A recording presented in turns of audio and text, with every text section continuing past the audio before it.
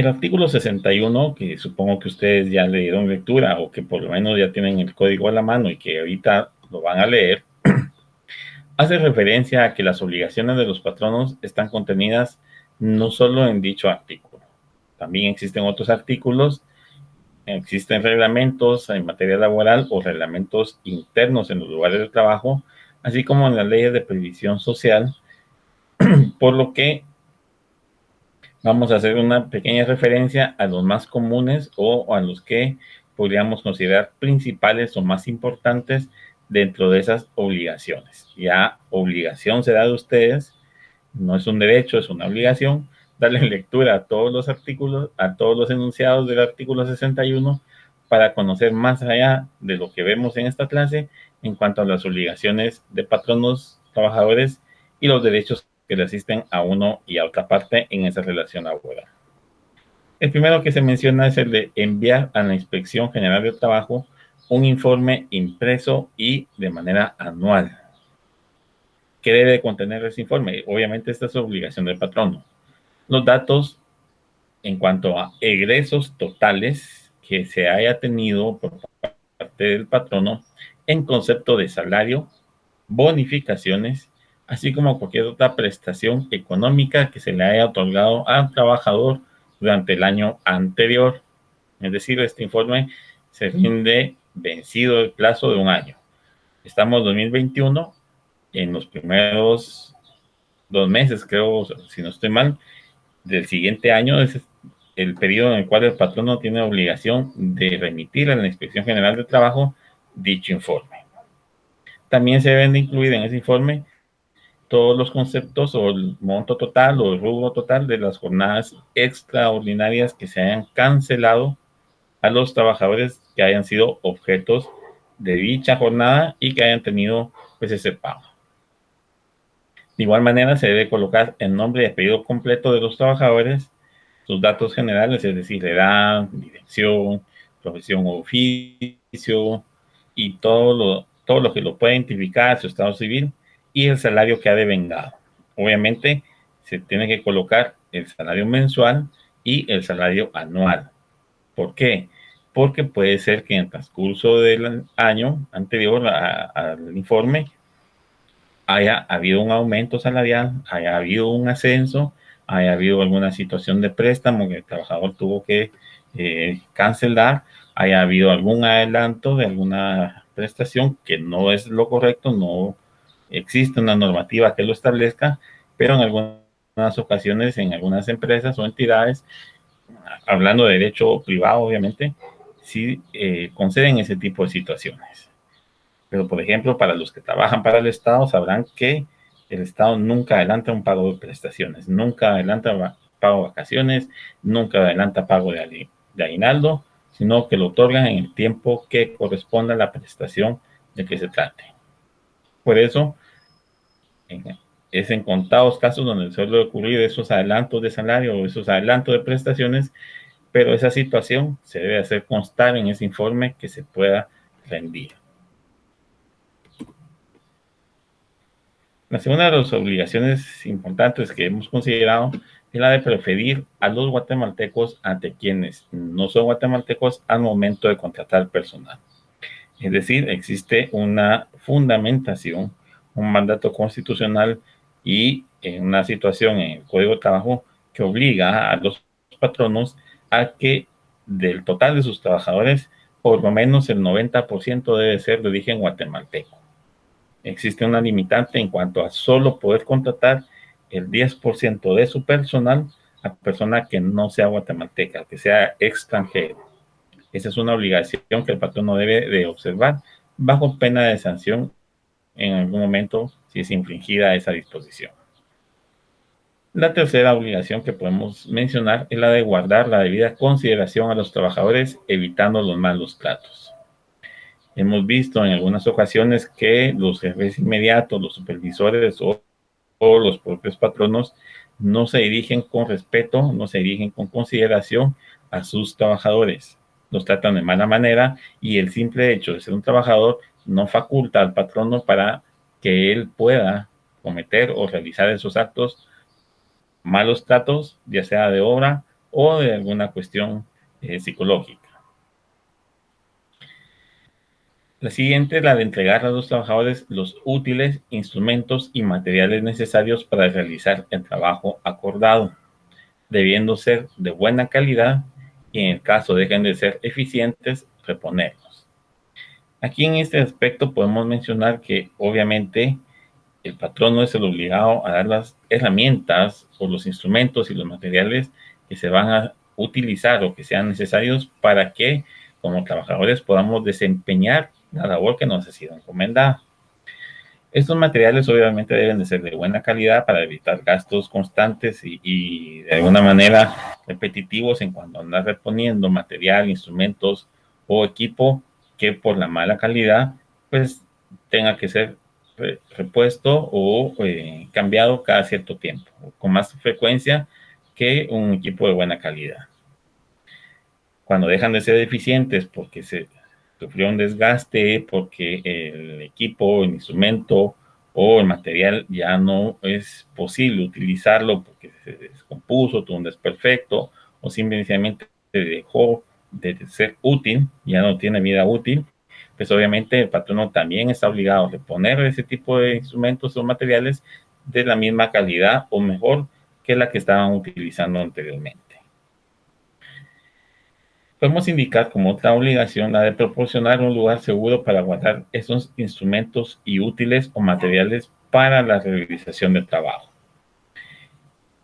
Regularmente, pues obviamente hay que proporcionar un escritorio, una bodega, un locker o algún otro lugar, algún otro espacio con la debida seguridad para que luego de finalizar la jornada de trabajo, los útiles, los instrumentos, las herramientas, la maquinaria o el equipo que se utilice para cumplir con nuestra función pueda ser debidamente resguardado para la siguiente jornada.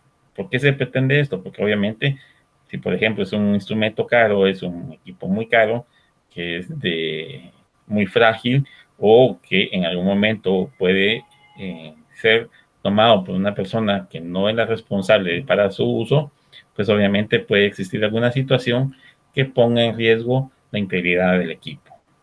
Esto perjudicaría no solo al trabajador que lo tiene bajo su responsabilidad, sino también al patrono porque tendría que reponerlo o comprarlo nuevamente.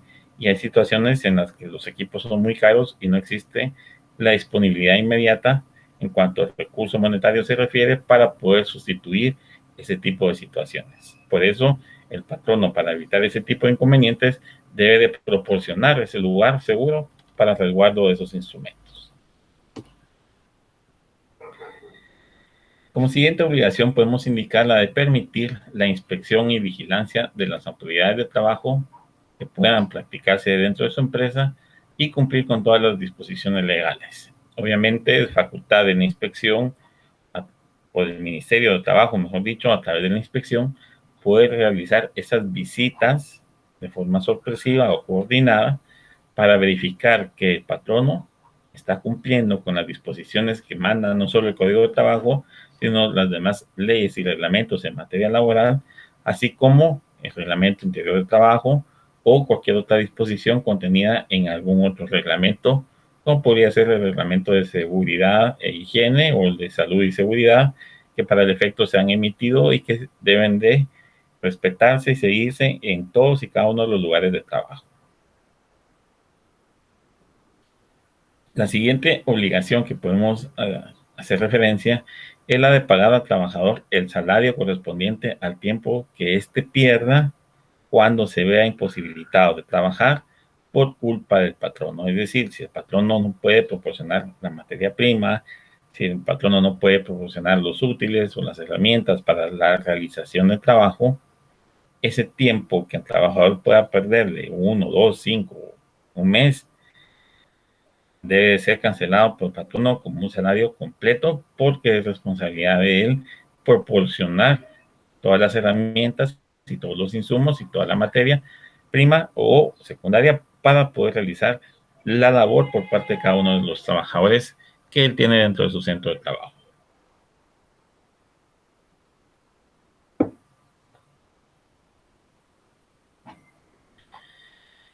La siguiente obligación que podemos mencionar es la de conceder el tiempo para el ejercicio del voto.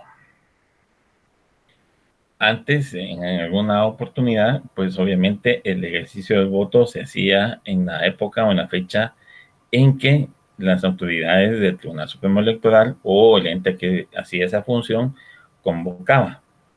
Hoy por lo regular se realiza este ejercicio los días domingo, que son los días de menor cantidad de personas laborando. Entonces se ha preferido esta idea porque regularmente para, por ejemplo, los que trabajan en el Estado, si no tienen un rol de turnos, o los que trabajan en la iniciativa privada, que solo trabajan de lunes a viernes y sábado a mediodía, pues no dispongan del tiempo ante el patrono para poder ejercer ese derecho al voto. Recuerden que el ejercicio del voto o el derecho al voto es un derecho constitucional, es una garantía que se nos debe respetar y para el efecto, pues para no impedir o afectar ese derecho de poder elegir a nuestras autoridades o poder emitir un sufragio, es que se programan las elecciones para los días domingo. Aún así, existen ocasiones en que algunos patronos no dejan ir a sus trabajadores los días domingo a ejercer su voto, sino que les exigen que se presenten a primera hora de la mañana para poder atender o iniciar las labores del turno del domingo. Esto es una violación al derecho de voto que tenemos como ciudadanos y que pues muchas veces tampoco se reclama porque suele suceder que el patrono ya toma represalias en contra del trabajador que reclama esa situación.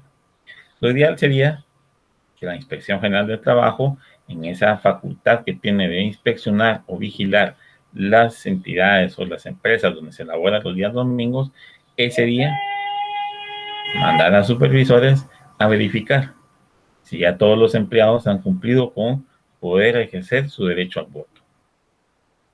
Agarrar muestras al azar, obviamente no se va a poder a nivel de pública, pero sí hacer un muestreo y considerar o ver esa posibilidad de hacerlo público, para que el patrono también se sienta presionado de alguna manera a cumplir con dicha obligación. La siguiente obligación a la que podemos hacer referencia es la de conceder licencia con goce de salario en los casos enumerados en la literal ñ del artículo 61. Creo que son como 7 casos. No traje mi lente, no los tengo a la mano, pero vamos a verificar aproximadamente artículo 61, literal ñ. Sí, son 7 casos donde se obliga al patrono a conceder licencia por esas situaciones especiales que pueden ocurrir. Una de ellas sería, por ejemplo, cuando la persona contrae matrimonio, que es una licencia de 5 días. Otra podría ser por nacimiento de los hijos, que es una licencia de 2 días. Estas licencias obviamente son con goce de salario, con goce de sueldo, para no afectar al trabajador. Una licencia es un permiso.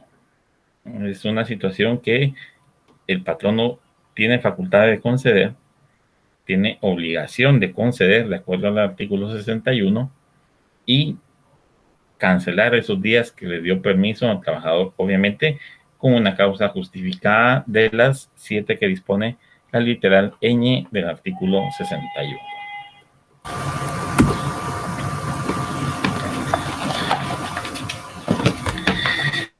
No obstante, como les dije hace un momento, el artículo 61 es clave para poder establecer esas obligaciones relacionadas a los patronos que están comprendidas en los capítulos 5 y 6 del título segundo, el 5 patronos y el 6 trabajadores.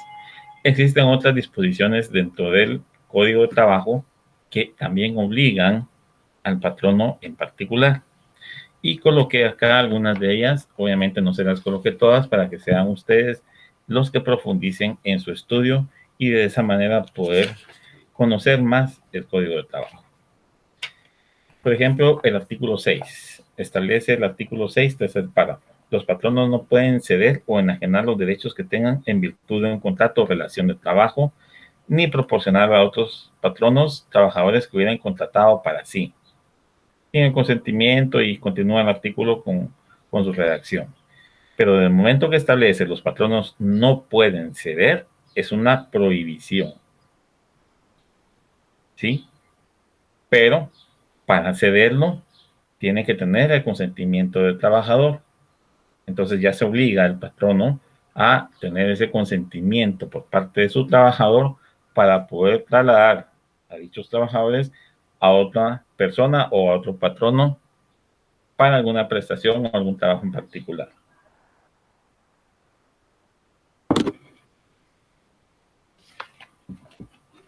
Y al final del párrafo tercero del artículo 6 establece: no queda comprendida en esta prohibición la enajenación que el patrono haga de la empresa respectiva. O sea, ya lo establece el mismo artículo 6 como una prohibición del patrono.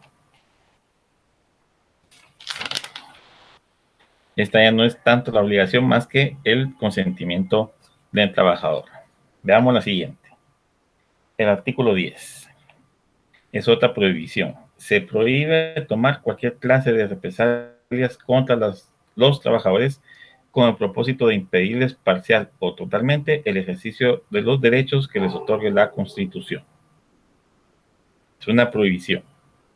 Se sale un poco de las obligaciones, pero es para que ustedes se den cuenta de que no solo en el 61 o en el 62, que es el específico de las prohibiciones del patrono, encuentran otras disposiciones que los obligan a ciertas acciones. En el artículo 13, prohibición, se prohíbe a los patronos emplear menos de un 90% de trabajadores guatemaltecos. El 14 bis, se prohíbe la discriminación por motivo de raza, religión, credos políticos y situación económica. El artículo 34, se prohíbe celebrar contratos con trabajadores guatemaltecos para la prestación de servicios o ejecución de obra fuera del territorio. El artículo 51, todo patrono que emplee su empresa o en determinado centro de producción, si la empresa, por la naturaleza de sus actividades, tiene que distribuir la ejecución de los trabajos en varias zonas del país, los servicios de más de la cuarta parte de sus trabajadores sindicalizados, está obligado, esta ya es una obligación específica, a negociar con el respectivo sindicato cuando éste lo solicite un pacto colectivo. Esta es una obligación que no está en el 61, pero sí se menciona en el artículo 51 como obligación del patrón. Y el último que les coloqué es el 58 en cuanto a el reglamento de trabajo. Todo patrono que ocupe en su empresa permanentemente 10 o más trabajadores queda obligado a elaborar y poner en vigor su respectivo reglamento interior de trabajo. Bien, ustedes, el 51 y 58 son más específicos en cuanto a obligaciones, el resto son más prohibiciones, pero el 6 tiene ambas, una prohibición y una obligación. Se prohíbe ceder, pero si lo va a ceder, obligadamente tiene que tener el consentimiento del trabajador. Es para que ustedes vayan tomando en cuenta esas disposiciones y el artículo 61 puedan ir haciendo sus anotaciones de las obligaciones del 51, el 58 y el 6, y en el 62 la del 10, 13 y 14, al igual que el 6.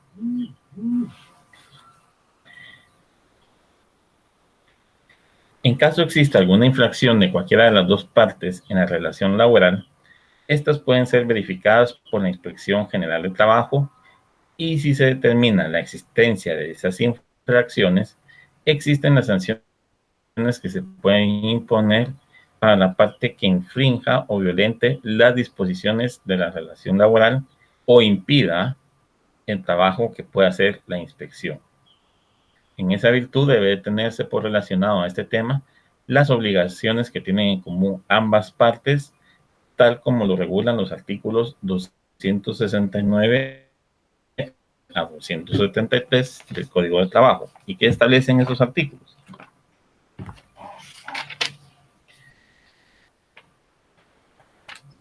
Capítulo segundo, título octavo, prescripciones, sanciones y responsabilidades. Y en el 269 están las sanciones que se pueden imponer para las obligaciones que tienen en común ambas partes al momento de cumplir con la normativa y no infringir las disposiciones que regulan la relación laboral. Es decir, no cometer ninguna infracción que violente las disposiciones de carácter laboral dentro de una relación. Código de trabajo, constitución, convenios, reglamentos interiores, reglamentos o acuerdos gubernativos y cualquier otra disposición en materia laboral. Y si infringe, pues puede estarse sujeto a esas sanciones que establece el artículo 269 y siguiente. Obligaciones de patronos y trabajadores. Bueno, esta es la del artículo 6. Vamos a desarrollar. Los patronos no pueden ceder o enajenar los derechos que tengan en virtud de un contrato o relación de trabajo, ni proporcionar a otros patronos los trabajadores que hubieran contratado para sí. En este caso, aquí empieza la obligación, debe de dar su consentimiento para la sustitución o cambio de patrono en trabajador. Si el trabajador no da ese consentimiento, el patrono no puede trasladar a sus empleados. Esta sustitución no afecta a los contratos de trabajo, es decir, esa sustitución patronal no tiene por qué afectar, cambiar o disminuir el contrato de trabajo que tengamos. Obviamente, dentro del contrato de trabajo tiene que estar estipulado qué labores vamos a realizar y serán estas las que debemos de realizar. La carga de trabajo cambia, aumenta, si las horas de trabajo aumentan, si alguna situación cambia en detrimento del trabajador, obviamente modificar el contrato de trabajo o exigir el pago de las horas extras o alguna otra situación particular. Por eso no es tan fácil para el patrono hacer ese tipo de situaciones. Esta sustitución no es aplicable, es decir, cuando existe una enajenación de la empresa, no se puede aplicar, no se puede argumentar esta situación en cuanto al consentimiento del trabajador. ¿Por qué? Porque obviamente el patrono dispone en qué momento puede vender su empresa o la sociedad que tiene, y esto no es objeto de que el trabajador esté o no esté de acuerdo.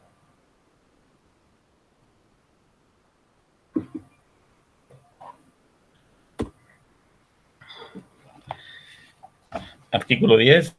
El patrono no puede realizar actos que constituyan represalias en contra del trabajador cuando éste exija el cumplimiento de sus derechos constitucionales, laborales o de cualquier reglamento o ley de trabajo o de previsión social. Y el artículo 13, todo patrono debe emplear a no menos del 90% del total de sus trabajadores a personas guatemaltecas. Ya vimos que existe una prohibición de contratar a menos en cuanto a ese porcentaje se refiere. Y no se le puede cancelar o pagar en salarios a ese 90% de los trabajadores menos del 85% del total de salarios que se erogan mensualmente dentro de la empresa. Es decir, el 90% de los guatemaltecos que trabaja debe de gozar o tener esa preferencia salarial hasta un 85%. El 15% restante del salario que se eroga mensualmente puede ser destinado a ese 10% de trabajadores extranjeros que pudieran existir dentro de una empresa. Si no existe ningún extranjero, pues obviamente todo el salario se da para el 100% de guatemaltecos. Pero el código establece su artículo 3 ese porcentaje por dos cosas. Hay que privilegiar al trabajador guatemalteco.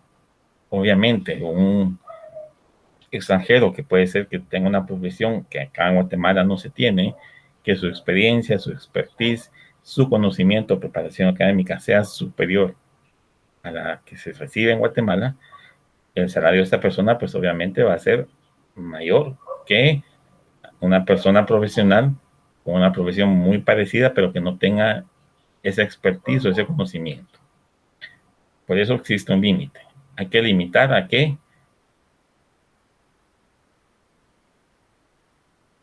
el máximo de salario que se puede devengar por parte del 10% de extranjeros es el 15% del total salarial mensual. Obviamente esto se traduce también al año. El porcentaje de guatemaltecos, el porcentaje del salario que se cancela, también es parte del informe que se rinde de forma anual por parte del patrono a las autoridades de trabajo. Si no se incluye ese informe, puede ser rechazado o puede ser objeto de que se le imponga algún previo o alguna situación, o simplemente la autoridad no reciba el informe hasta que esté debidamente con todos los datos incorporados en él.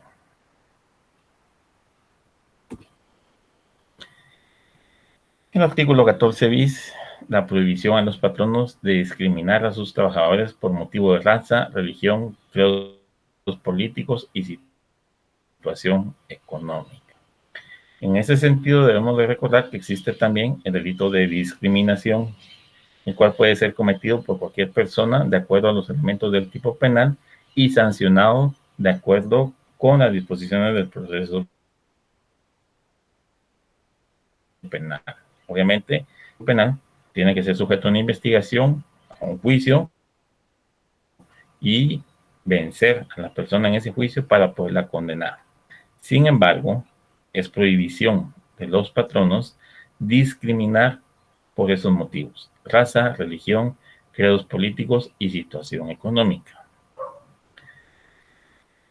El artículo 34 establece la prohibición al patrono para celebrar contratos con trabajadores guatemaltecos para trabajar fuera del país, sin que éste cuente con la autorización del Ministerio de Trabajo, debiendo de cumplir con los requisitos que le sean exigidos. Es decir, yo, patrono, quiero contratar a uno o más trabajadores para que viajen a El Salvador y realicen el trabajo en El Salvador o en la filial que pueda tener la empresa o la sociedad en El Salvador. Tengo que ir al Ministerio de Trabajo, solicitar la autorización cumpliendo con los requisitos que me exige el Código de Trabajo. Una vez teniendo esa autorización, yo puedo trasladar a mis trabajadores para ir a El Salvador y que trabajen. Caso contrario, no se puede. Desconozco la normativa de otros países en relación a recibir a guatemaltecos y las condiciones en que puedan trabajar.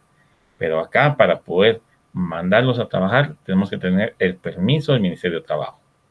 Si no se tiene, no se puede. Entonces, ¿qué obligación tiene el patrono en este momento? Cumplir con los requisitos que exija el Código de Trabajo. Ahí no es una prohibición, es una obligación para liberarse de esa prohibición.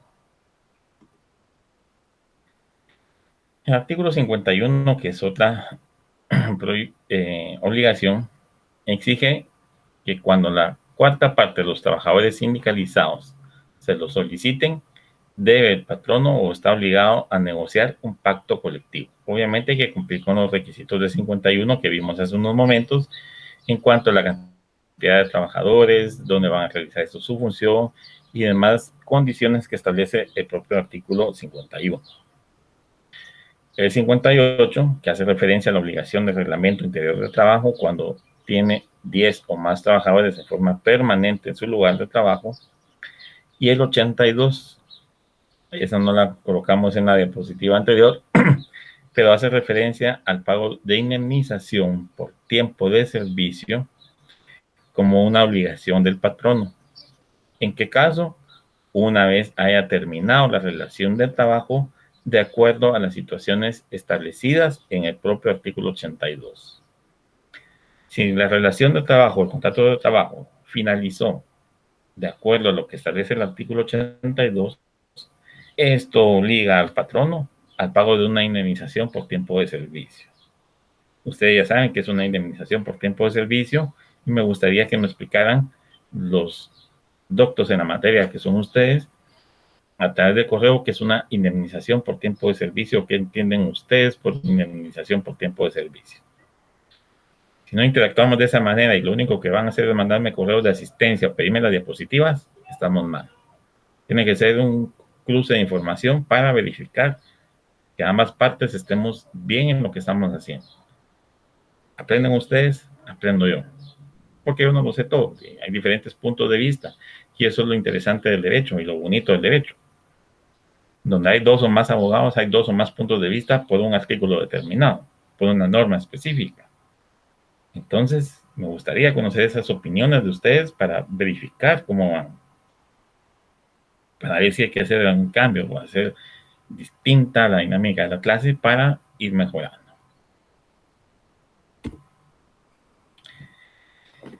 Con relación a la discriminación, me tomé el atrevimiento de colocar esta diapositiva.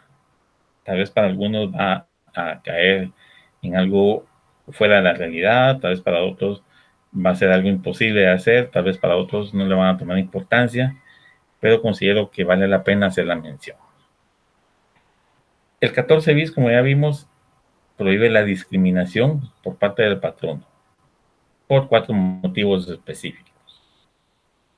Sin embargo, al día de hoy existe en el Congreso de la República una propuesta de ley para reformar el Código de Trabajo e incorporar un artículo 14 ter. O sea, adicionar un artículo al 14 que sería el 14 ter. ¿Qué pretende?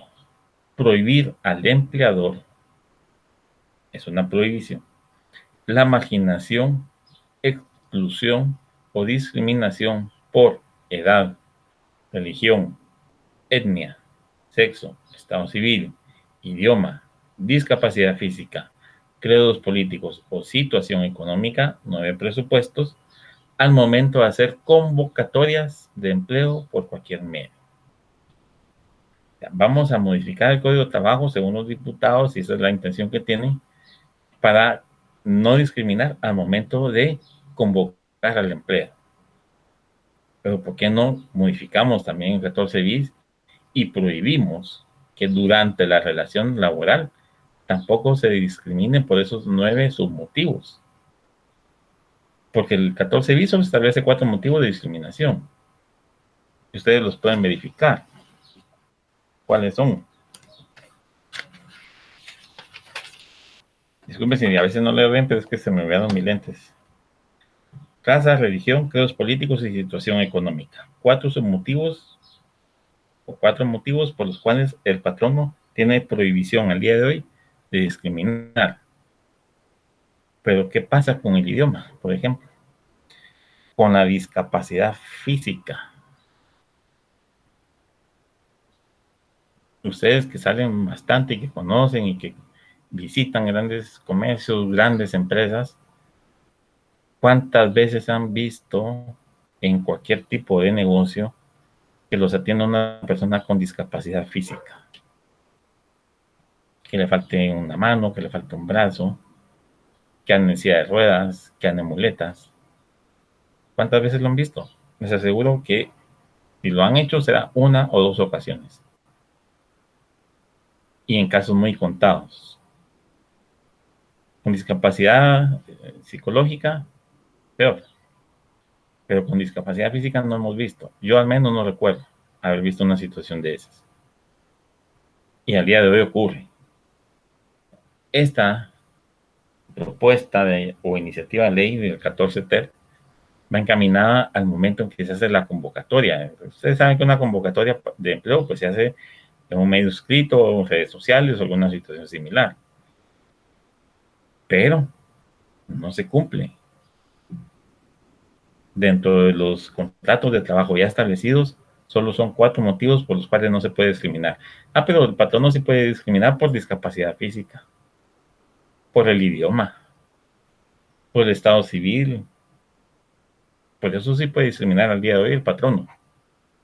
En materia laboral, no estoy diciendo que esto lo exima de una responsabilidad penal, pero en materia laboral, por esos motivos sí puede discriminar. Y laboralmente o administrativamente no va a ser sancionado. Posiblemente por materia penal, pero en materia laboral, no. ¿Qué pretende esta reforma? Que la discriminación entonces no sea cometida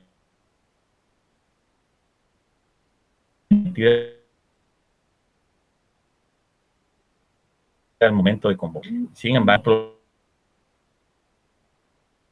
prohíbe que esto ocurra al momento de darse esa relación, por lo que, de muy personal, esa reforma no se ajusta a una realidad al día de hoy, socialmente hablando, en Guatemala.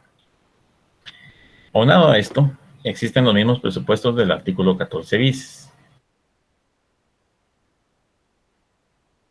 O sea, repiten los 4, con la diferencia que se incorpora edad, sexo, estado civil, idioma y discapacidad física. Sin embargo, si ustedes tienen acceso para su estudio, para su acervo cultural y relacionado con este tema, a la ley de atención a las personas con discapacidad, verán que esta está encaminada a que las personas que padezcan algún tipo de discapacidad no sean objeto de discriminación en todos los aspectos, incluyendo el aspecto laboral. ¿Qué quiere decir esto? Que mientras estén trabajando no deben de ser discriminados.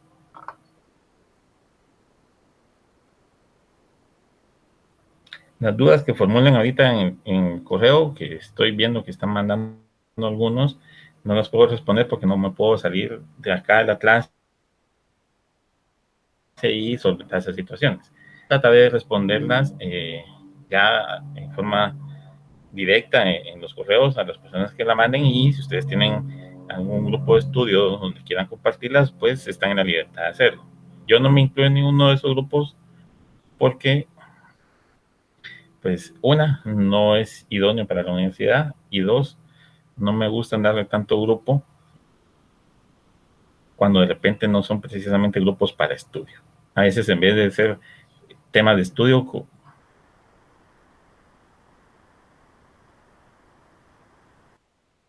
que no son sentido de grupo. Cuando son grupos muy grandes, con mayor razón.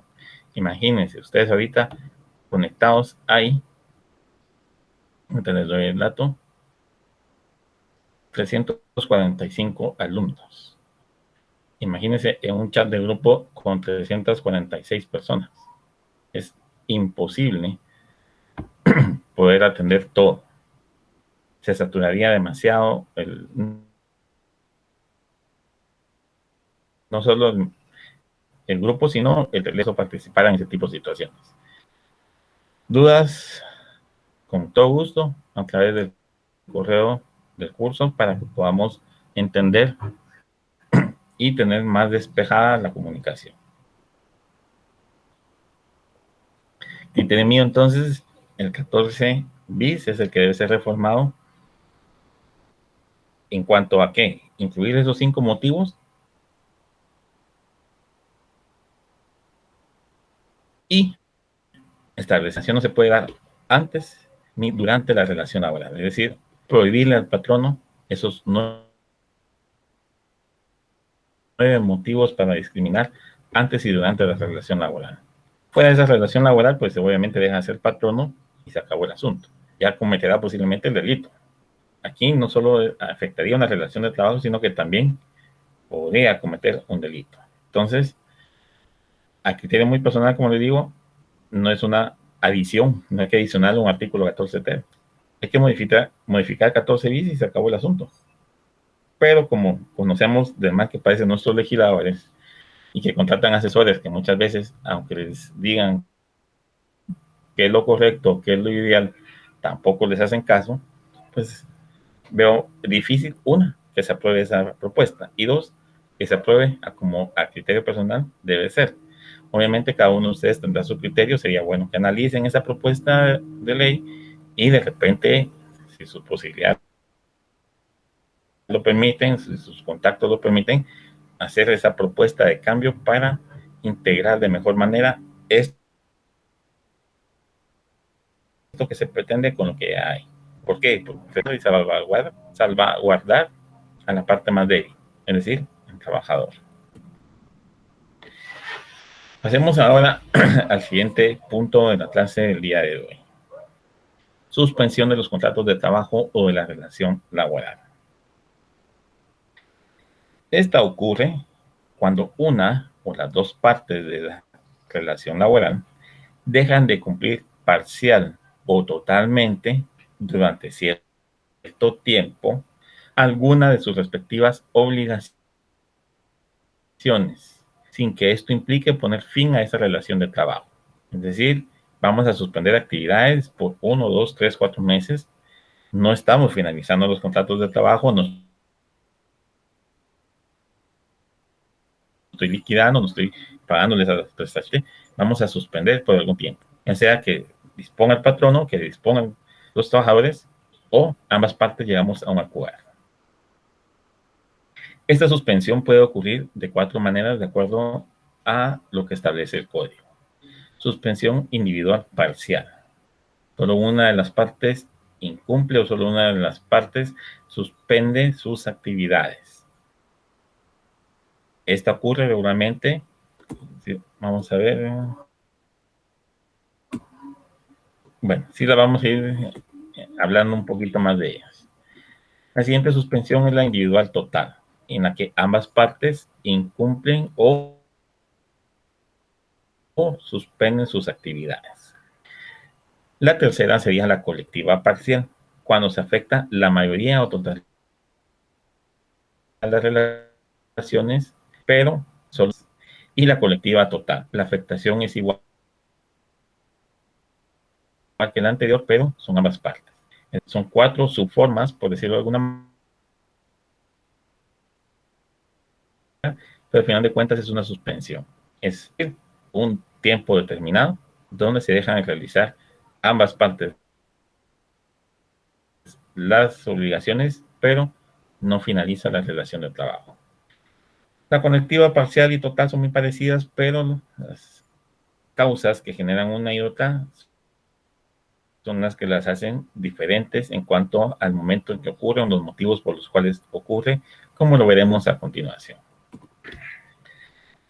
De acuerdo a la definición de suspensión de contratos de trabajo o de la relación laboral, la podemos manifestar como la privación temporal a una persona del sueldo o del derecho a ejercer su servicio, funciones o trabajo habitual.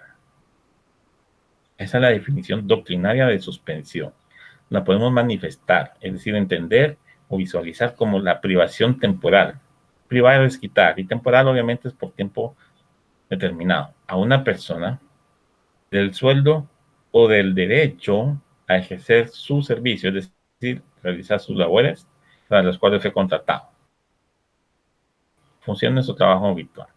Esta ocurre cuando una o las dos partes de la relación laboral dejan de cumplir parcial o totalmente durante cierto tiempo alguna de sus respectivas obligaciones, sin poner fin a esa relación de trabajo. En cuanto a la suspensión, entonces, como ya dijimos, el código establece 4 formas. La primera es la individual parcial. En este tipo de suspensiones, solamente afecta a una relación de trabajo, a un trabajador individual o a un patrono si hay un conglomerado o un sindicato de patronos. Y una de las partes deja de cumplir sus obligaciones fundamentales. Si afecta a trabajadores porque el trabajador ya no está trabajando, no asiste por la enfermedad, por alguna situación, o al patrono porque se ve imposibilitado de continuar laborando, porque se ve imposibilitado por cuestión de enfermedad también o por cuestión de insolvencia para poder comprar material, equipo, materia prima, entonces se suspenden las labores, se suspende esa relación de trabajo porque si se ve afectada una de las partes. Si es el caso del trabajador, obviamente este va a dejar de asistir a sus labores por posible licencia con goce de salario. Vemos la literal ñ en el artículo 61, donde están las licencias que el patrón está obligado a conceder. Esa es una suspensión de labores. Me voy a casar, tengo 5 días. Suspendo mi relación laboral por 5 días, pero no suspendo mis derechos laborales. ¿Sí? Lo único que hago es ausentarme de mis labores. De igual manera, por padecer de alguna enfermedad que pueda ameritar un internamiento en un centro asistencial, como por ejemplo una enfermedad profesional o la situación que actualmente nos aqueja a nivel mundial, que puede encuadrarse fácilmente como un padecimiento de una enfermedad y que no nos permite ir a laborar. Si fuera el patrono el que sea afectado en esa suspensión individual, puede ser porque este se encuentre temporalmente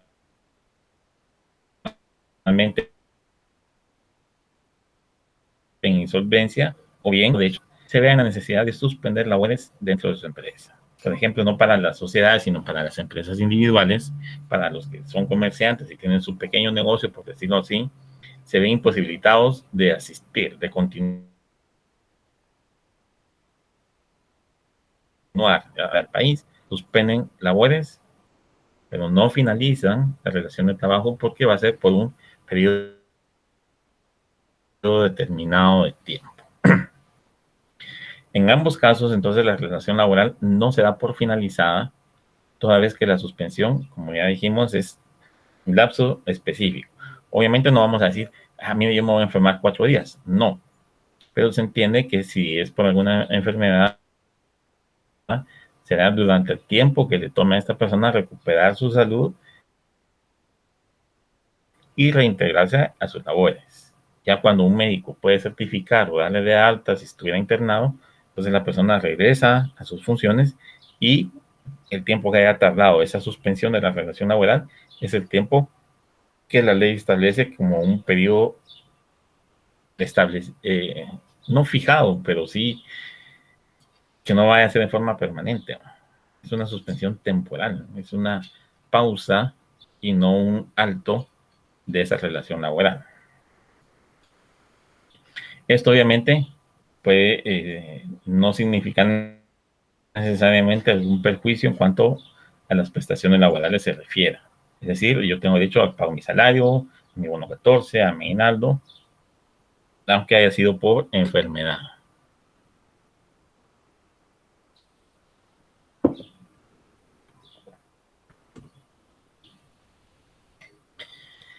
El segundo tipo de suspensión del trabajo es la suspensión individual total. Aquí ya no es una sola parte, sino ocurre cuando ambas partes dejan de cumplir con sus obligaciones, pero de igual manera solamente se afecta a un trabajador en lo individual o a un patrón. Ambas partes dejan de cumplir. O sea, no es solo que el trabajador se ausente, pues solo el patrón no se ausenta, sino ambos. Ambos dejan de asistir a sus labores, también por un periodo corto de tiempo, pero solo afecta o a un trabajador o al patrón. En los casos de este tipo de suspensiones, el trabajador queda relevado, es decir, dispensado o perdonado de su obligación de ejecutar las labores convenidas y el patrón no queda obligado, aquí ven ustedes una obligación que no está en el 61, al pago de salario. Al 61 le pueden hacer la anotación del artículo, la suspensión creo que está en el 66, 67. A partir de 65 está la suspensión de los contratos. Y creo que pueden poner el 65, 66 y 67 como anotación al 61. O en estos poner también el 61. Entonces nos quedamos acá. Si la suspensión es individual, total, y el trabajador goza de los beneficios de la seguridad social, el patrón no queda obligado a cancelar únicamente las cuotas que ordenen los reglamentos que para tal efecto emita el Instituto Guatemalteco de Seguridad Social. El patrón no va a cubrir todo el salario, ¿sí? Va a cubrir un porcentaje de salario porque la previsión social que presta el IX va a cubrir el otro porcentaje para hacer el total del 100% de salario. ¿En qué casos puede ocurrir esto? Podemos mencionar las causas de suspensión individual total de los contratos como las siguientes: licencias. B, los casos del artículo, creo que esto está en el artículo 67. Vamos a ver.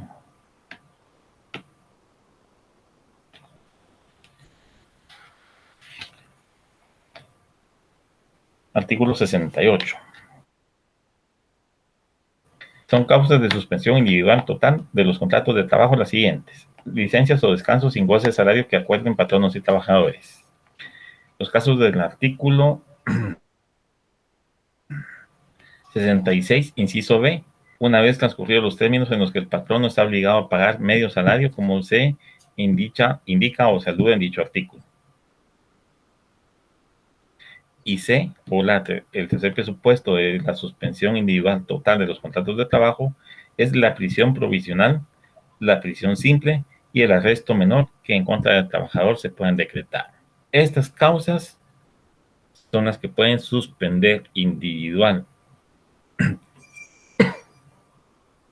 total los contratos de trabajo. Son específicas en el artículo 68. A este aspecto nos podemos enfocar en la literal C, que es la prisión provisional simple o el arresto menor. Las licencias, pues obviamente una licencia sin goce de salario, ustedes podrán conocer los motivos, algún viaje, alguna situación, algún curso en el extranjero. Los casos del artículo 66, que son específicos, pero la literal C es la que nos puede llamar en algún momento la atención. ¿Por qué? Porque se relaciona con otra rama del derecho. Debemos de recordar que la prisión solamente puede ser decretada por juez competente, es decir, un juez de materia penal. Debe estar debidamente fundada o fundamentada y razonada en lo que conocemos como un auto de prisión.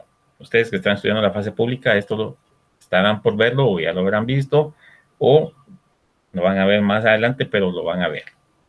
El juez en materia penal es el único competente para dictar una prisión simple, provisional o un arresto.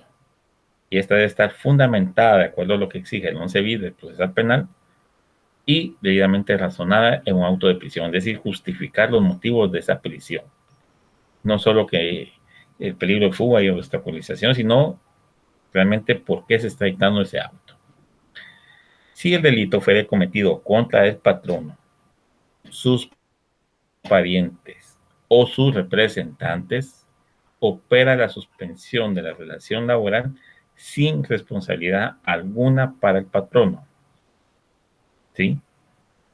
Caso contrario, él tiene la obligación, ya ven ustedes que aquí hay otra obligación disfrazada o que apenas sí se nota, de cancelar los salarios. Entonces, en el artículo 68, que es el que estamos viendo, pueden anotar ustedes su razón o su llamado hacia el artículo 61 como obligación del patrón. Cancelar salarios si el arresto no es por un acto cometido en contra del patrón, sus parientes o sus representantes. Estos salarios obviamente se van a cancelar durante el tiempo que dure el proceso penal o el tiempo que dure, porque así debe interpretarse, el auto de prisión.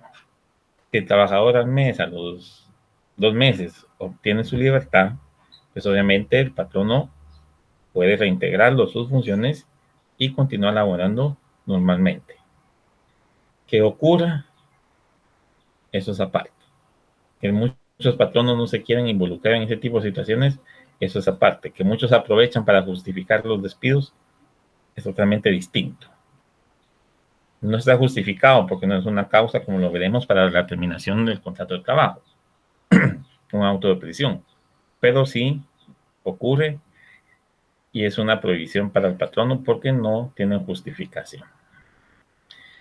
El aviso que se debe dar al patrono por parte del trabajador al momento en que sufra alguna de estas situaciones, lo debe de dar dentro de los siguientes 5 días al día en que se dictó dicho auto de prisión. Es decir, si por ejemplo alguien lo agarran el día de hoy, llega domingo, pasa el lunes y se lleva toda la siguiente semana en prisión, él tiene que darle a su patrono el conocimiento de que está guardando prisión simple, si ustedes quieren ver, porque no existe una prisión provisional porque todavía no hay auto. Con la carga de trabajo que tienen los juzgados y con la muela judicial, las audiencias de primera declaración se llevan hasta 15 a 20 días después.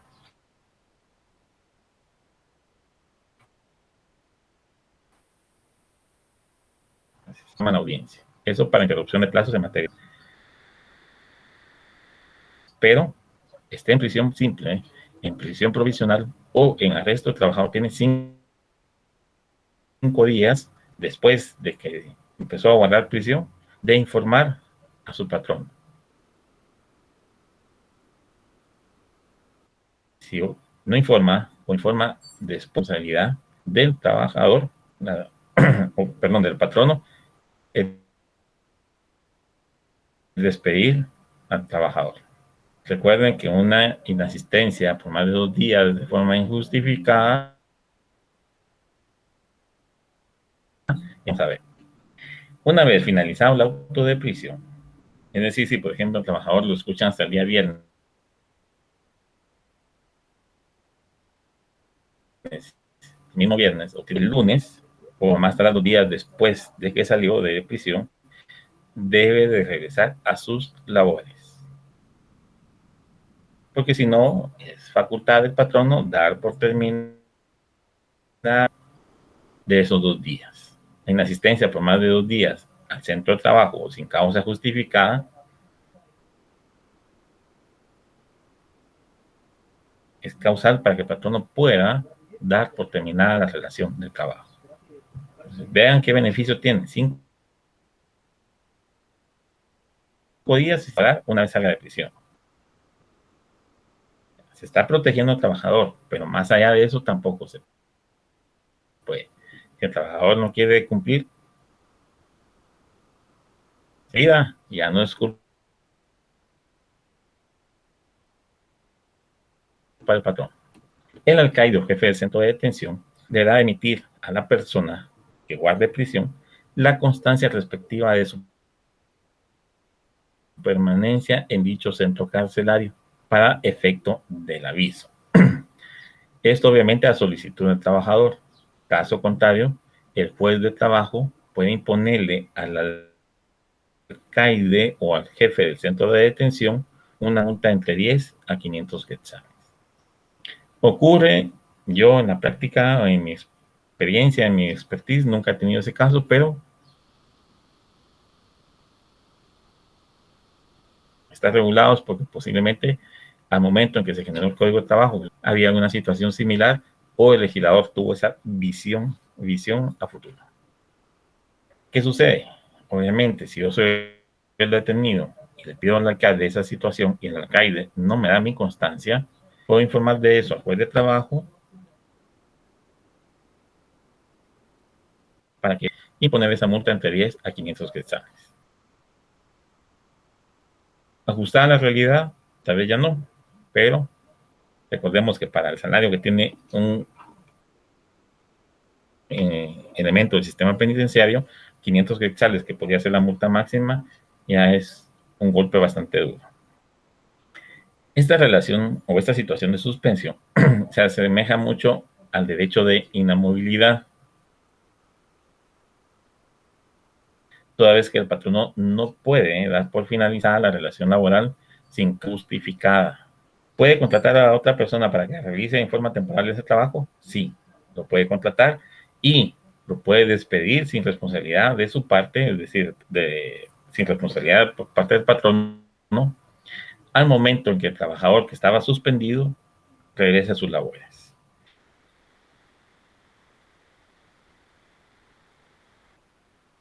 En algunas instituciones del Estado se los llaman como puestos y están en el organismo judicial o conocen a alguien que está en esa situación, Ministerio Público, Instituto de la Defensa Pública Penal. Hay personal que está contratado de forma itinerante. ¿Y qué hace? Cubrir ese tipo de suspensiones. Que se fue de vacaciones, que se enfermó tal juez, que se enfermó tal oficial o tal auxiliar, vaya y cubra la plaza mientras él esté suspendido. Una vez regrese, usted se va a otro lado. O termina la relación porque lo contraté solo para esto durante el tiempo que tardara. Es un trabajo a tiempo determinado. Finalización, sí, pero está a tiempo determinado porque sabemos y hasta ahí llego yo trabajando.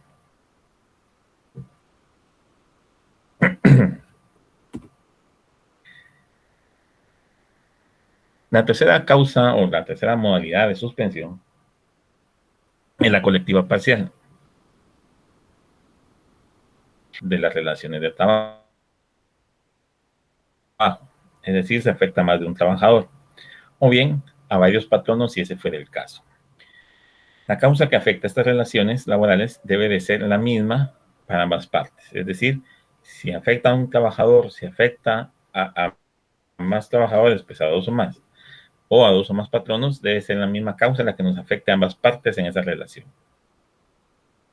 Caso contrario, sería una suspensión individual parcial, porque esta causa afecta solamente a una de las personas y no a la otra.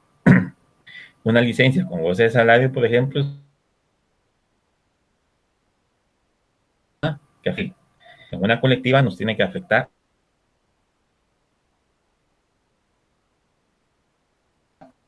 a ambos. El cierre del país, suspensión de todas las actividades laborales.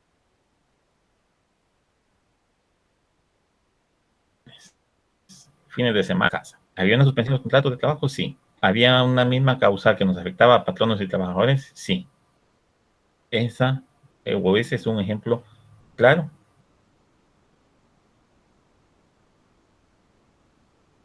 idóneo para lo que estamos viendo, cómo se da esa suspensión. Muchos, pues obviamente, se vieron afectados económicamente, tuvieron que cerrar como patronos sus negocios y otros, pues, retornaron sus labores. El artículo 70 es el que establece esas causas de suspensión colectiva parcial. Si la suspensión fue por motivo de huelga legalmente declarada con causas imputables al patrono,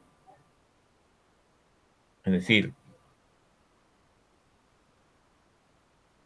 hay una obligación a cancelar los salarios de acuerdo a lo previsto en el artículo 242 del Código de Trabajo, es decir, lo atinente a la huelga.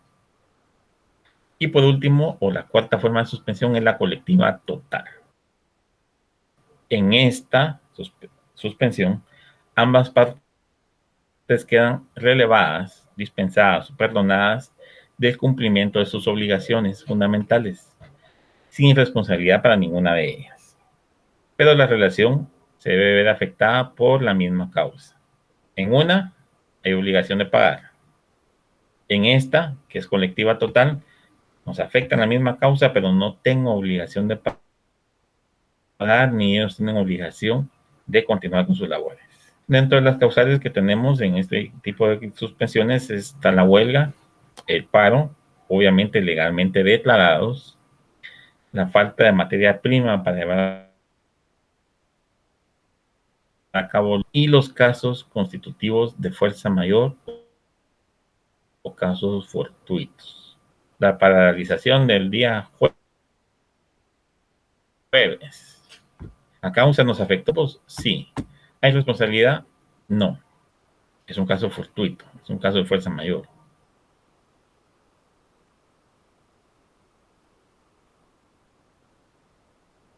Suspendieron actividades ese día muchas empresas o el patrono no pudo llegar a abrir el negocio. Ese tipo de causas suspenden la relación de trabajo y no hay obligación.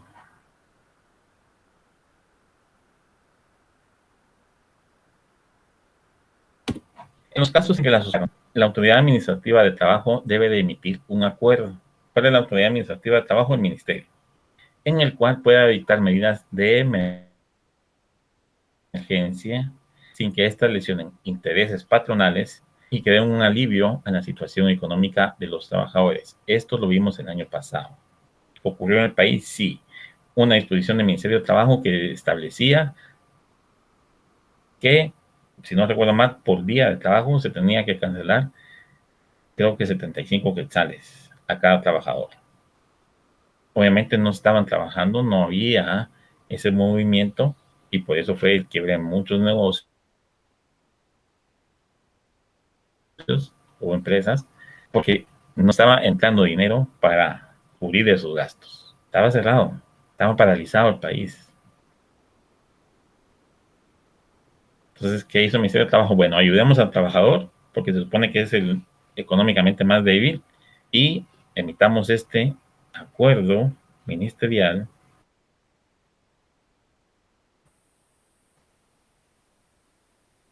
en el cual establecemos qué es el salario. No recuerdo exactamente, ustedes lo sabrán mejor que yo. ¿Qué pasó? Se suspendieron. No fue huelga, no fue paro, pero sí el Ministerio de Trabajo, para no lesionar al patrono en cuanto a tener que cumplir con todo el pago del salario, pero tampoco dejar desprotegido al trabajador, emitió ese acuerdo. Yo les sugiero que den lectura al artículo 75 en cuanto a la forma en que se deben de reanudar las labores en el caso de suspensiones colectivas. Establece, creo, plazos, establece condiciones para reanudar labores. Vamos a ir avanzando porque el tiempo se nos acorta. Vamos a ver las terminaciones de los contratos de trabajo de la relación laboral. Esto ocurre cuando una o las dos partes que forman la relación laboral le ponen fin a esta, de forma voluntaria por alguna de ellas o de ambas, por causa determinada o bien por disposición de ley, lo que provoca el cese definitivo de esta relación. Son diversas las causas que enumera el artículo 77 del Código de Trabajo para dar por terminado un trabajo o un contrato de trabajo, existiendo a partir de allí la obligación del pago de las prestaciones que regula la ley, las cuales, en caso no se cumplan, pueden ser exigidas ya sea en la forma administrativa ante la inspección o en forma judicial. Para los casos del artículo 86, al cual deben darle lectura, el patrono y el trabajador quedan liberados de responsabilidad o de cualquier tipo de responsabilidad que pueda existir. El patrono puede pagar algunas situaciones y el trabajador determinar la labor que estaba haciendo. Pero son los casos puntuales del artículo 86.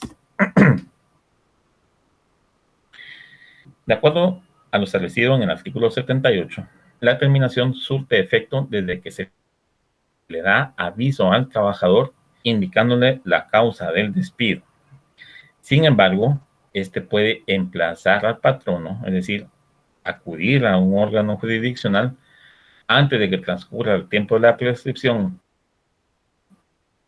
establecido en el artículo 260 para que el patrono le pruebe al trabajador que existió una causa justa de despido. Si no existe, pues obviamente va a haber consecuencias.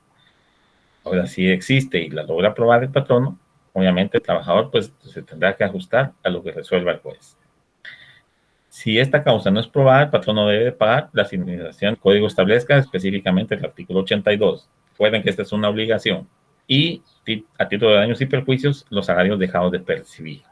¿Desde qué momento? Desde el momento del despido hasta el pago de la indemnización. Pero existe un límite, 12 meses de salario. Si se lleva más de 14 meses, más de 15 meses, más de 2 años, el reintegrar o el pagar al trabajador los daños y perjuicios y la indemnización, el patrón no está obligado a pagar máximo de 12 meses. Más allá de eso no se paga. Y las costas judiciales. Obviamente este es un proceso conocido como reinstalación, un incidente de reinstalación, donde no necesariamente debe de estar emplazado el patrón. Simple y sencillamente no probó la causa justa del despido y el trabajador acude al órgano jurisdiccional a buscar esa protección en cuanto a su relación de trabajo. Son distintas, obviamente, las causas que existen para patronos y trabajadores para dar por finalizada la relación laboral. Las causales que puede invocar el patrono están contenidas en el 77 y las que puede invocar el trabajador están contenidas en el artículo 79. Por cuestión de tiempo y de espacio, no las coloqué porque son extensas, pero si alguno tiene duda al momento de su estudio, pues plantéela en el correo del curso y con mucho gusto trataré de resolverla. El trabajador puede invocar a su patrono cualquiera de las causas del despido indirecto reguladas en el artículo 79. Pero también el patrono puede emplazar al trabajador ante los órganos jurisdiccionales para probar el abandono de las labores sin justa causa. Esto antes del vencimiento del plazo de la prescripción, que para el caso del patrono está en el artículo 262. Es decir, también como patronos tenemos ese derecho de emplazar al trabajador para poderle probar que abandonó labores sin causa justificada antes de que venza el plazo del artículo 262. Esto se sugiere hacerlo cuando las entidades están emplazadas. ¿Por qué? Porque un emplazamiento invoca prevenciones y esas prevenciones consisten en no tomar represalias y el despido se considera una represalia. Entonces, para evitar que el trabajador pueda lograr su reinstalación, ¿qué le toca al patrono? Bueno, estoy emplazado, no importa. Voy a comparecer ante el juez a solicitar la terminación de la relación laboral porque puedo probarle al trabajador que abandonó labores sin causa justificada. Y para eso obviamente tengo un plazo. Si el trabajador abandona labores hoy dentro de 6 meses, aunque continúe el emplazamiento, yo pretendo demandar, no voy a poder. Entonces también es un incidente, solo que este es de finalización de la relación de trabajo o de autorización para dar por concluida una relación de trabajo. En el caso de despido en forma indirecta, también puede ser demandado el patrono antes del vencimiento de la prescripción. Dentro de ese capítulo en el Código de Trabajo encontramos fijado el plazo que dura el periodo de prueba. Alguien me preguntaba en una ocasión qué sucede si un trabajador firma un contrato para iniciar, por ejemplo, a finales de agosto, primeros días de septiembre, pero cuando se presenta le dicen que ya no hay contrato de trabajo porque ya no inició labor en la empresa. ¿Estaba en periodo de prueba? ¿Será que estaba en periodo de prueba? ¿Será que inició esa relación de trabajo siquiera? ¿Cuáles son las responsabilidades para ambas partes si ocurre esa situación? Yo firmo contrato hoy, 31 de julio, para empezar el 1 de septiembre. Y el 1 de septiembre que me presento me dicen, mira, ya no, la empresa ya no entró en funciones, la empresa cerró instalaciones, entonces ya no hay trabajo. Así de simple. ¿Qué sucede? ¿Qué pasa? ¿Hay responsabilidades para alguna de las partes, para ambas? Eso sí me gustaría que me lo respondieran desde su punto de vista y debidamente fundamentado. Esto está establecido en el artículo 81 en cuanto a los 2 meses de periodo de prueba. Durante este periodo, cualquiera de las partes puede ponerle fin a esa relación laboral con causa o sin causa justificada y no existe responsabilidad alguna. Es decir, yo, patrono, no ha pasado los 2 meses de periodo de prueba, lo despido y no tengo por qué pagarle nada, más que los días que ha trabajado. Si soy trabajador, puedo dejar de llegar, no tengo que justificar mi inasistencia, ni presentar renuncia, ni nada. No hay responsabilidad tampoco para el trabajador, estando en esos 2 meses de periodo de prueba. Pues, repito, ¿qué sucede en este caso donde había un contrato, pero ya cuando quise llegar a trabajar ya no pude? ¿Qué pasa? Y me fundamentan su respuesta. El artículo 83 del Código de Trabajo regula los plazos que se deben de observar por parte del trabajador al momento de dar por concluido su contrato por tiempo indeterminado, ya sea sin justa causa o de forma voluntaria. Esto siempre que se haya concluido el periodo de prueba, es decir, con cuánto tiempo antes tengo que avisarle a mi patrono que ya no voy a ir a trabajar o que renuncio. Una vez haya pasado el periodo de prueba, yo continúe laborando. Es una obligación que se debe de observar por parte del trabajador antes de finalizar la relación de trabajo. Al artículo 63 o 64, que son obligaciones de los trabajadores, hagan ese llamado al artículo 83. Y por último, como último tema de la semana, las prestaciones de ley.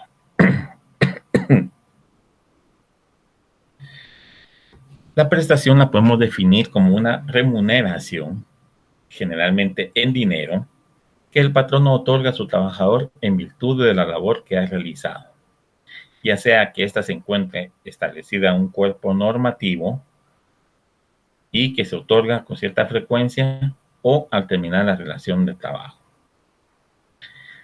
A diferencia de un beneficio, el beneficio son las prestaciones otorgadas por el patrono a los trabajadores como un agradecimiento a la labor realizada y que se otorga de manera adicional al salario o a las prestaciones reguladas en ley.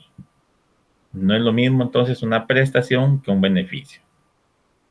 La prestación está normada en una ley ordinaria, un reglamento, en una otra ley laboral, fuera del Código de Trabajo. El beneficio es un agradecimiento que el patrón no da, no tiene obligación de darlo, y por eso no está contenida en un cuerpo normativo, en una ley en materia laboral, porque es algo adicional, es un agradecimiento, ¿sí? Que, por ejemplo, al empleado del mes se le va a otorgar un bono de 500 quetzales. Va a ser porque el patrón no quiere, no porque esté obligado. Y va a ser, obviamente, solo a la persona que se distinga como empleado del mes. Es un beneficio que en algún momento motiva al trabajador para ser mejor cada día. Quiero ese beneficio, voy a procurar ser mejor. Acá les coloqué algunas prestaciones contenidas en el Código de Trabajo que podemos verificar precisamente dentro de su articulado. Ya está de ustedes fundamentales. La indemnización, artículo 82 que ya vimos, ventajas económicas, que está por ahí escondido en un artículo algo cerca, no recuerdo si antes o después. Los daños y perjuicios que también están regulados. El periodo pre y postnatal a que la mujer en estado de gestación tiene derecho. Este solo opera para este tipo de trabajadoras. Las vacaciones y la lactancia. Y prestaciones contenidas fuera del Código de Trabajo, en otras leyes o normas de carácter laboral, podemos hacer referencia a el aguinaldo, la bonificación incentivo, la bonificación anual, el pago de utilidades, el bono de antigüedad y las licencias sin goce de salario. En algunas entidades, en algunas empresas, existen bonos adicionales, pero esos ya son beneficios. Veamos el fundamento de esas prestaciones. Se las vamos a facilitar un poquito. Indemnización, artículo 82. Daños y perjuicios, artículo 78. Vacaciones, todo lo relativo a las vacaciones, 130, 137. Ventajas económicas, artículo 90. Periodo pre y postnatal, artículo 152. Y la lactancia, artículo 153. Las otras, pues ya será tarea de ustedes ver los decretos, los acuerdos, las disposiciones laborales en donde se regula este tipo de situación. Este es el tema de la semana. Espero que haya sido comprensible en su mayoría. Cualquier duda, cualquier situación que ustedes desean compartir, aclarar, que debatamos, ¿sí? Podemos hacerlo a través de los correos y si el tema resulta bastante interesante, podríamos tomar de repente 10 minutos de la siguiente clase al inicio para poder discutir mi punto de vista y después dar inicio a la clase. Si ustedes quieren, podemos adaptar esa modalidad en cuanto a sus planteamientos. Si ustedes tienen planteamientos que coinciden, pueden agruparse ustedes para estudiar, pueden asociarse, pueden disponer de su tiempo, estudian, se preparan, comparten opiniones, formulan una sola cuestión y entonces ya resolvemos una pregunta así en general que puede estar planteada o que puede ser cuestión de duda o de discusión por parte de varios de ustedes. Como siempre, entonces, colocamos las preguntas que van a ser objeto de evaluación. No necesito que me las emitan a mi correo. No las manden porque yo no evalúo ese tipo de situaciones. Yo lo que hago es colocar las preguntas para que ustedes verifiquen la comprensión del tema a través de darles respuesta a estas preguntas. Muchas no están contenidas en las diapositivas, pero son temas relacionados o de repente está por ahí escondido en una diapositiva la respuesta.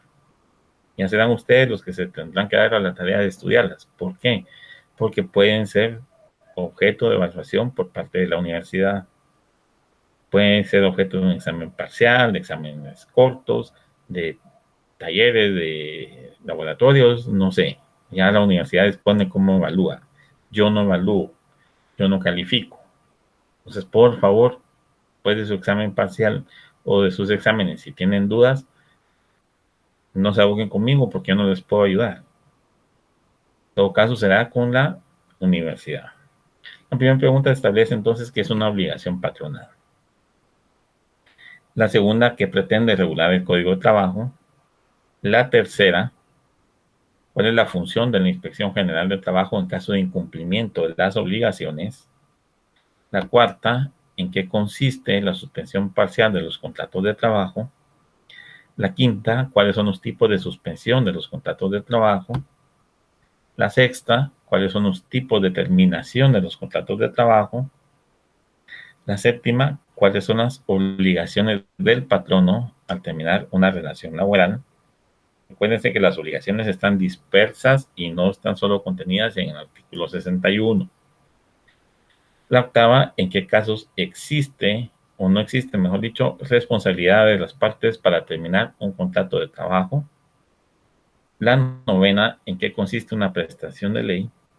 Y la última, la décima, menciona los cuerpos normativos que establecen las prestaciones laborales, es decir, dónde están fundamentadas esas disposiciones en cuanto al aguinaldo, 1.14, lactancia y demás, ¿sí? Hay algunas muy particulares, como el día de las secretarias, para las que son secretarias y trabajan, el día de maestro para los que son maestros, el día de las madres para las que son madres, que no están contenidas en normas específicas en materia de trabajo, pero que sí benefician a los o las trabajadoras. Tarea de ustedes, estudiarlas. Yo solo se las estoy mencionando para que ustedes se preparen mejor para efecto de sustentar y ganar satisfactoriamente su examen técnico profesional. Espero poderlos ver el día de mañana, hablando así hipotéticamente en cuanto a mañana, en una audiencia como contraparte de ese humilde servidor. A ver a cómo nos toca, irían los chavos por ahí, pero espero poderlos encontrar. Se agradece la atención prestada a mi persona durante esta conversación, durante esta clase. Me alegra ver que tengo 29 correos. Espero que no sean correos solo de asistencia, como ya se los indiqué, porque pues eso no tiene razón de ser. La asistencia la verifica el sistema. Yo no necesito recibir correos para verificar asistencia. Sé cuántos hay conectados. Ahorita llegó a más o menos 350. Y es algo muy curioso, porque uno da clases a 335 personas. Pero cuando me toca firmar las actas de curso, son más de 500, más de 600. ¿En qué momento se apersonan todos? Eso ya lo estamos determinando con el sistema para no evaluar y para no aprobar a la persona que nunca comparece, pero que se asignó al curso. Por favor, sean conscientes con sus estudios. Como les digo, espero que su semana haya sido de éxito. Muchas bendiciones, que la que está por iniciar el día de mañana o laboralmente hablando el día lunes, pues sea igual o mejor que la que han tenido. Que tengan ustedes un excelente descanso. Espero que nos podamos encontrar en esta modalidad la siguiente semana para abordar otro tema de estudio. Disculpen la oscuridad, pero de repente se ocultó el sol y ya no los veo muy bien. Eso ha sido todo por hoy, entonces. Muchas gracias por su atención.